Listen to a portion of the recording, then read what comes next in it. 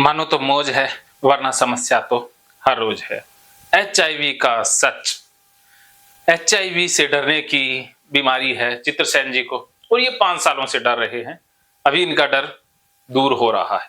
तो अभी तक गीता थेरेपी के अंदर हमने माइंडफुलनेस थेरेपी, भक्ति योग समझ लिया है। अब बात आती है CBT की, ज्ञान योग की। तो ज्ञान योग पर विस्तृत बात करने से पहले फीडबैक ले लेते हैं भक्ति योग का। तो चित्रसेन जी, अभी तक आप कितने % अपने आप को शांत महसूस कर पा रहे हैं 100 में से? अभी तो हाँ, 100 में से जितना भी आप अंक खुद को देना चाहें। 0? अभी मैं कुछ नहीं कहूँगा। हैं? अभी मैं कुछ नहीं कहूँगा। नहीं, देखो 1-2% तो होता है ना। जरूरी नहीं कि आप 100% कहो, जरूरी नहीं कि आप कुछ कहो, लेकिन फिर भी आपको क्या लगता है कि इतना तो मुझे लग रहा है? अभी तो मुझे समझ नहीं आया। हैं? अभी तो कुछ भी समझ में नहीं आया। अभी तो सिर्फ मैनुअल बातें हो रही। समझ में आ रहा है या? हाँ, जो बातें हो रही समझ में आ तो रहा। वही तो, कुछ तो क्यों नहीं, पर कुछ तो हुआ है ना। तो ऐसे आप देखो, OCD के अंदर ना खुद को नेगेटिव जजमेंट देने की आदत होती है। वो तब तक नहीं मानते जब तक 100 ना हो जाए। वो बीच के मैटर को तो मानते ही नहीं है कि 100 उनके लिए है या 0। या तो वो खुद को 0 कहेंगे या 100 कहेंगे। लेकिन 0 और 100 पर सब कुछ नहीं होता, बीच में भी जिंदगी होती है। तो इसलिए 1-2%, 3% कुछ रिलीफ लग रहा है तो बताने में शर्माने की जरूरत नहीं है। नहीं है। हाथी का पांव नहीं बना करते। अभी 1-2% कह सकते। हाँ, तो 1-2% से तो शुरुआत होती है ना। अब बताओ, जो बीज हम जमीन में डालते हैं वो पेड़ तो कभी भी बनेगा, लेकिन जमीन में पड़ा हुआ 9-10 दिन तक भी तो उसमें कुछ ना कुछ हो ही रहा है ना। कुछ वो फूल रहा है, अंदर ही अंदर तो चल ही रहा है ना। तो ऐसे ही कुछ ना कुछ तो हलचल हुई होगी ना माइंड में, दिमाग में। तो वो भी तो इलाज ही है ना। तो उसको कुछ भी नहीं कहना, वो भी गलती है। इसलिए जितना भी हो उसका बताना बनता है ना। जब हो जाएगा वो अलग बात है, वो कोई बड़ी बात नहीं है, वो होगा। लेकिन शुरुआत तो 0 से ही होती है ना। है? एक भी तो आता है ना। जो आप कौन सा खेल पसंद करते हैं? क्रिकेट। हाँ, तो क्रिकेट में 0 से ही शुरुआत होती है। पिछले मैच में स्टक लगा दिया, इस बार शुरुआत तो 0 से ही होगी ना। 1 रन बनाया तो बनाया तो है ना। या 1 को कुछ नहीं मानोगे?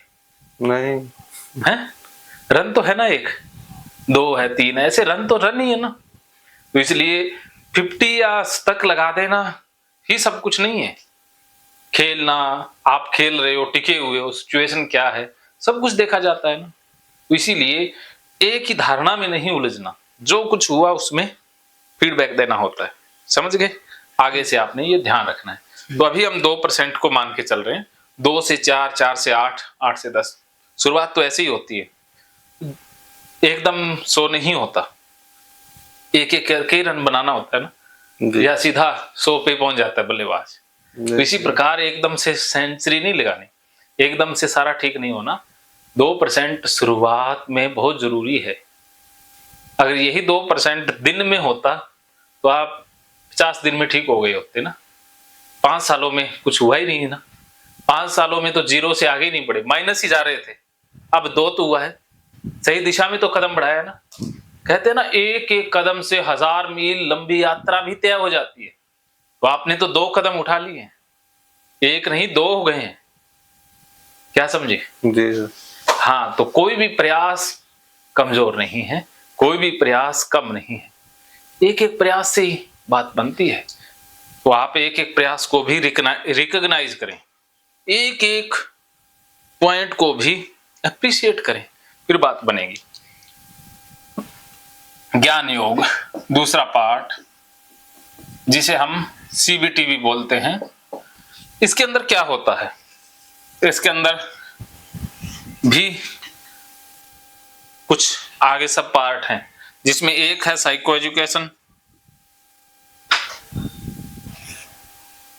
ठीक, साइको एजुकेशन। और एक है हमारी इनसाइट, दो ही मान लेते हैं। साइको एजुकेशन की आपको अपनी बीमारी के बारे में कितना ज्ञान है, और इनसाइट की आप उस बीमारी पर रिकवर करने में कितने सक्षम है। तो इनसाइट में हम बिलीफ को स्टडी करेंगे, इसमें हम एचआईवी के बारे में स्टडी कर लेते हैं कि आप आखिर जिससे डर रहे हो, जिस बीमारी से डर रहे हो, क्या वो बीमारी फैलने की संभावना है भी या नहीं। जब संभावना ही नहीं रहेगी तो डर ही गायब हो जाएगा। तो ये साइको एजुकेशन जरूरी है, जिसमें आपके डाउट क्लियर होंगे। फिर हम बिलीफ को स्टडी करेंगे, इनसाइट के अंदर हम बिलीफ स्टडी करेंगे, ठीक है। तो पहले ये छोड़ देते हैं इनसाइट का पार्ट या बिलीफ का पार्ट, हम आ जाते हैं साइको एजुकेशन में। साइको एजुकेशन पहले कर लेते हैं, फिर बिलीफ पर आएंगे।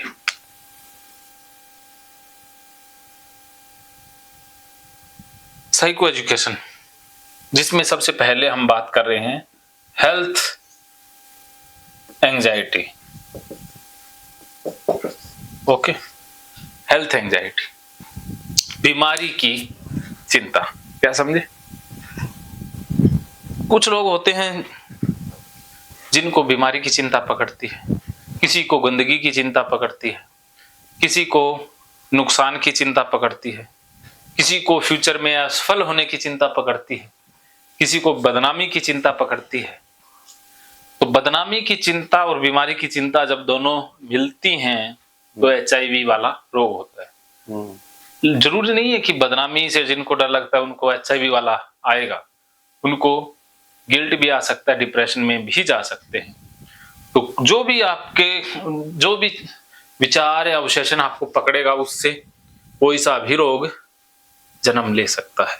लेकिन जिनको बीमारी से, या जो हेल्थ कॉन्शियस होते हैं, स्वास्थ्य के प्रति ज्यादा संजीदा, ज्यादा संवेदनशील होते हैं, उनको ये हेल्थ एंजाइटी ज्यादा पकड़ती है। जो स्वास्थ्य के साथ कोताही नहीं बरत सकते, आपकी जो समस्या है हेल्थ एंजाइटी की, वो थोड़ी डिफरेंट है। वरना लोग क्या करते हैं, वजन कम हो गया तो एचआईवी का सबूत मानेंगे। आप भी मानते हो? आप नहीं मानते, आपकी बीमारी की नेचर थोड़ी अलग है। ये दो प्रकार की नेचर होती है, एक तो आप वाली, एक कॉमन नेचर, जिसका लक्षण मैं साथ बता रहा हूँ। उसके गालों पर कुछ निशान पड़ गए तो एचआईवी का लक्षण मानेंगे। सिर दर्द है, वो भी एचआईवी का लक्षण है। प्राइवेट पार्ट पर निशान पड़ गए, वो भी एचआईवी है। तो हर चीज को एचआईवी से जोड़ेंगे, शरीर का कोई भी सिम्टम है। लेकिन आप सिम्टम को नहीं जोड़ रहे हैं। मैं सिम्टम से पीछे छोड़ दी हूँ। हाँ, वो नहीं है, आपके अंदर तो कुछ और ही चल रहा है। अब आपका जो आपके तो बाहरी ट्रिगर हैं, उनसे ही भाग रहे हो आप ट्रिगर से ही दूर भाग रहे हो। आप खुद शरीर के प्रति नहीं इतने कॉन्शियस रहे, आप ट्रिगर को ही अवॉइड कर जा चुके हो। उसके कारण आपकी समस्या ज्यादा बड़ी हुई है। वो पहले सिम्टम को जोड़ेंगे, फिर ट्रिगर को अवॉइड करते हैं। आप सिम्टम को नहीं जोड़ रहे हैं, आप ट्रिगर को ज्यादा अवॉइड कर रहे हैं। ये नेचर आपकी बीमारी का है। तो हेल्थ एंजाइटी के अंदर स्वास्थ्य से संबंधित किसी भी रोग की चिंता पकड़ सकती है, जिसमें सबसे मुख्य है एचआईवी, नंबर 2 पर रेबीज, नंबर 3 पे कैंसर, नंबर 4 पे हेपेटाइटिस बी जो भी है, नंबर 5 पे स्किज़ोफ्रेनिया, पागल होने का डर, और नंबर 6 पर है लुकोडर्मिया। लुकोडर्मिया होता है सफेद दाग वाला रोग। और इसके अलावा नंबर 7 पर भी कोई बीमारी आ जाती होगी जिसका डर उनके मन में बार बार चलता है। इसमें और भी कुछ बीमारियां हैं। इसमें कुछ दिन के लिए कोरोना भी आया था, जो कि अब निकल चुका है। इसमें कोरोना ने भी जगह ले ली थी। लेकिन ये बीमारियां क्यों आखिर पकड़ती हैं बंदे को?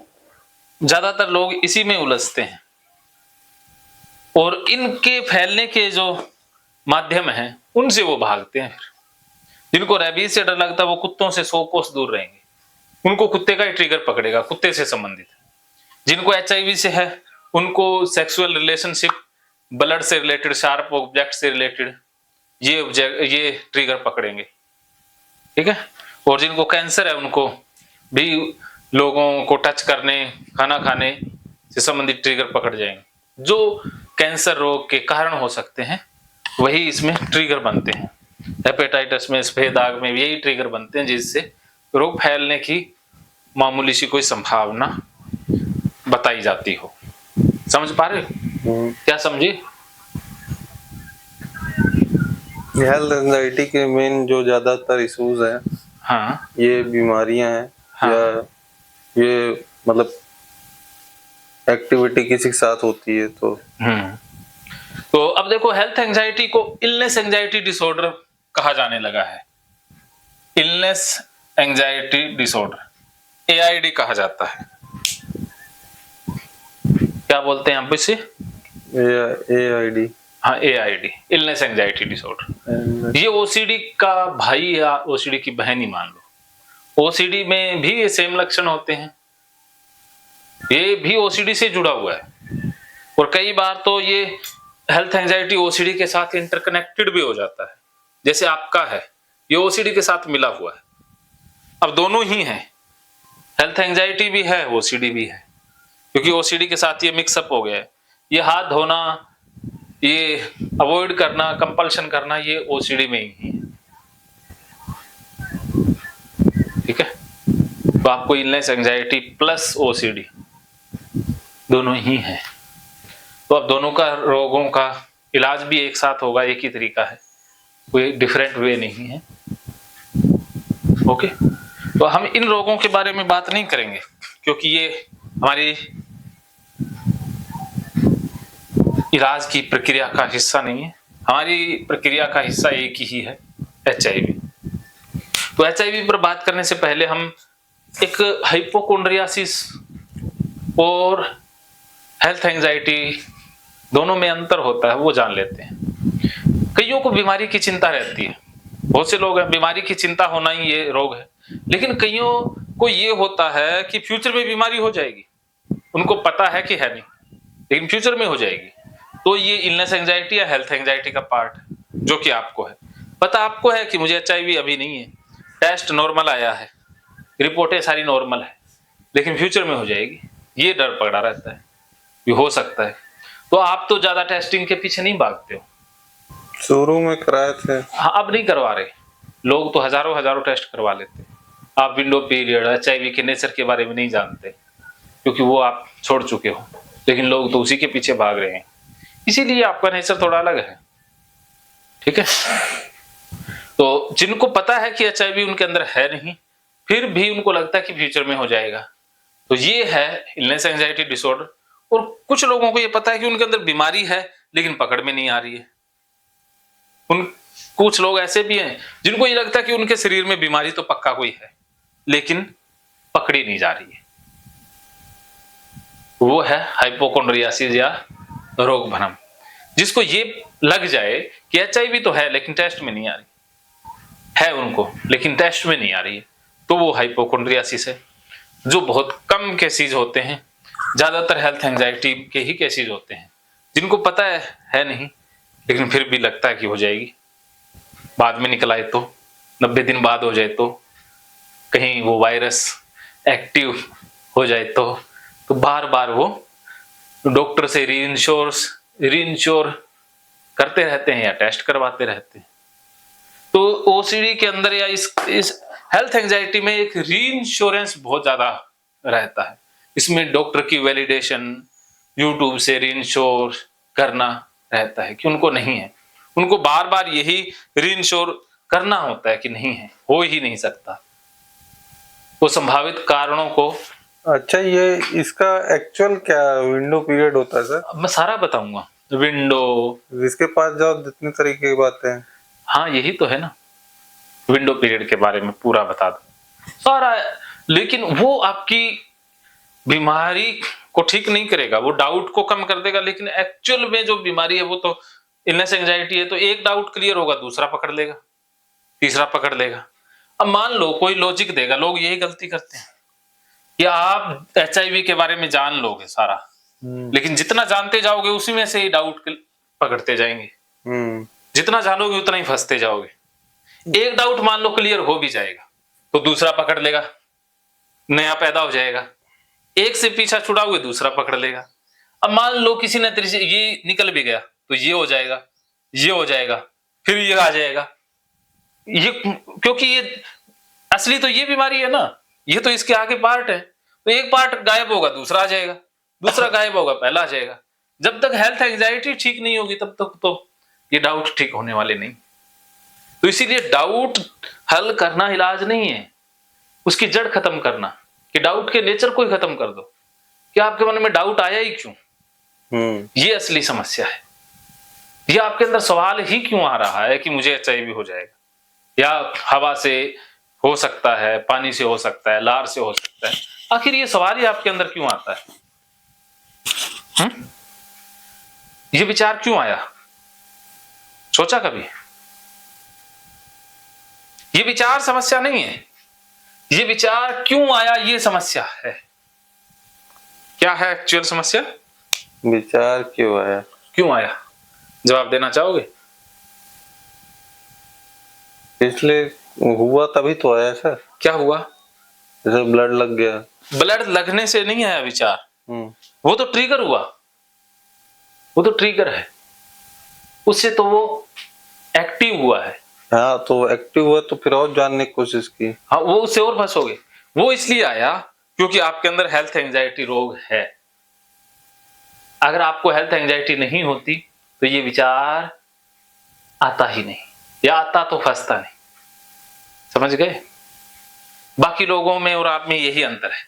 बाकी लोगों के मन में विचार या तो आता ही नहीं, या आता है तो रुकता नहीं। क्या समझे? आता है तो रुकता ही नहीं। हाँ तो आपको हेल्थ एंजाइटी है, तो जब हेल्थ एंजाइटी है तो इसमें एचआईवी का विचार भी रुक सकता है, कैंसर का, इनमें से कोई भी रुक जाएगा, कभी भी रुक जाएगा। चाहे विंडो पीरियड का रोक लो, चाहे हवा का रोक लो, कोई भी रुक जाएगा इसमें। तो आप तो सेक्स कर लोगे तो भी फंसोगे, ना करोगे तो फंसे हुए हो। कर लोगे तो 100 तरह के झमेले आ जाएंगे। कुछ लोग स्पा सेंटर पे चले जाते हैं, तो चले तो जाते हैं लेकिन वहां से लौट नहीं पाते, फिर तो जान खा लेते हैं जिससे उन्होंने किया, चाहे कंडोम लगा के किया, ज्यादातर कंडोम लगा के ही करते हैं, तो भी फंस जाते हैं। उस लड़की की भी जान खा लेते हैं, वो भी हाथ जोड़ देती है कि भैया मुझे नहीं है, मैं एचआईवी नेगेटिव हूं, तो भी मानेंगे नहीं, तो भी उससे तंग करके उसको और परेशान कर देते हैं। या डॉक्टर के पास जाएंगे, डॉक्टर को इरिटेट कर देंगे, डॉक्टर भागने लग जाता है, अरे तेरे को 100 बार बता दिया नहीं है, फिर वही सवाल लेके आ जाते हो। तो इन बंदों से सारे परेशान होते हैं क्योंकि ये पूछ पूछ के जान खा जाते हैं। मेरे पास 10-15 फोन आते हैं, मेरा पहला काम यही होता है कि नहीं होगा, मैं लिख के दे देता हूँ, ठीक है 2-3 दिन ठीक रहेंगे। मुझे पता है ये इलाज नहीं है, मैं कहता हूं मेरे से री इंश्योर कर रहे हो, ये इलाज नहीं है। मैं कह दूंगा इससे क्या है कि एक बार तो शांति मिल जाएगी, लेकिन विचार फिर फंस जाएगा, फिर आ जाते हैं। मैं कहता हूं इलाज लो पूरा ना, आप कह दो एक बार, मैं कह देता हूं 2-4 दिन ठीक रहेंगे, फिर आ जाएंगे। मैं कहता हूं ऐसे ठीक नहीं होगे भाई, आप पूछ के या एचआईवी के बारे में जान करके ठीक नहीं हो सकते। आप इसकी नेचर को समझो ना, बीमारी की इसकी नेचर समझो। जब आपको ज्ञान हो गया शीशे की तरह, तो फिर ऑब्सेशन नहीं फंसेंगे। जैसे हार्ट अटैक क्यों होता है? क्योंकि जो वेन्स होती हैं वो सिकुड़ जाती है ना, चिपक जाती हैं, तो खून का दौरा नहीं करता, तो लोड पड़ता है ना। अब वो ब्लॉकेज खुल जाए तो सब कुछ सही हो जाएगा, फंसेगा नहीं। तो अब जो संकरी हो गई है वेन्स, उसमें फंस जाएंगे ना क्लोट्स, तो वैसे उसको ओपन करना है। ऐसे ही जब आपका मन क्लियर हो गया, साफ हो गया, तो उसमें विचार फंसेंगे नहीं। अब मन तो ऐसे हुआ पड़ा है, उसमें कोई भी विचार फंस सकता है। मन को ओपन करना है, ओपन होगा समर्पण से, स्वीकार से। खुलोगे कैसे? स्वीकार से। जो आते हैं मेरे पास बहुत सारे जो कहते हैं रिकॉर्डिंग नहीं करना, मैं कहता हूं आप ठीक नहीं हो पाओगे, क्योंकि तुम इतना ही नहीं स्वीकार कर सकते कि मेरी ओसीडी ठीक हो और उससे सबका फायदा हो। आखिर मैं बोल के बता सकता हूं कि मुझे ये बीमारी है, तो जो इतना ही साहस नहीं रख सकता, अपनी बीमारी को बता ही नहीं सकता क्या वो ठीक हो सकता है? आपने बता दिया, परिवार को बता दिया, बहुत बड़ी हिम्मत चाहिए इसमें, बहुत बड़ा जिगरा चाहिए। आपने बताया, इसीलिए आपको ठीक होने की बहुत प्रबल संभावना है। रिकॉर्डिंग हो रही है, ये भी संभावना है, वरना ये दोनों काम जो नहीं कर पाते वो ठीक नहीं हो पाते। हजारों लोगों को है HIV, बहुत से पब्लिक फिगर को भी है, लेकिन WHO की या गवर्नमेंट की गाइडलाइन ऐसी है कि हम पब्लिकली उनका नाम नहीं ले सकते। किसी भी बंदे का पब्लिकली हम अनाउंस नहीं कर सकते कि उसको HIV है। मैं मेरा कर सकता हूं, लेकिन दूसरे का नहीं बताया जाता। वो ये इसी के कारण तो HIV का डर ज्यादा फैल रहा है। हाँ, मतलब इसको थोड़ा हवा बना, हाँ, हुआ बनाया गया था। एक दशक था कि जब इसके बारे में बहुत प्रचार हुआ, टीवी पर, अखबार पर, रेडियो पर। मैं तो छोटा सा था, मनीष जितना, जब रेडियो का बड़ा शौकीन था, तो रेडियो पर हर दिन प्रोग्राम आते हैं HIV के बारे में। ICTC काउंसलिंग सेंटर, वो इंटीग्रेटेड एंड, पता नहीं ICTC इंटीग्रेटेड एंड क्या होता है।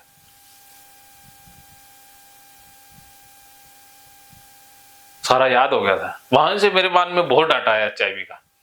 टीवी पर सीरियल आते थे, जासूस विजय वगैरह, वो ना डर ही तो ज्यादा बताया गया ना, उसी के कारण फंसे हैं।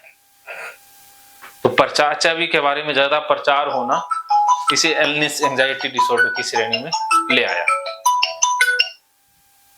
ठीक है, इतना क्लियर हुआ। अभी इसके बारे में थोड़ी और बात करते हैं, वो करते हैं ब्रेक के बाद। तब तक ठंडा पानी पिला।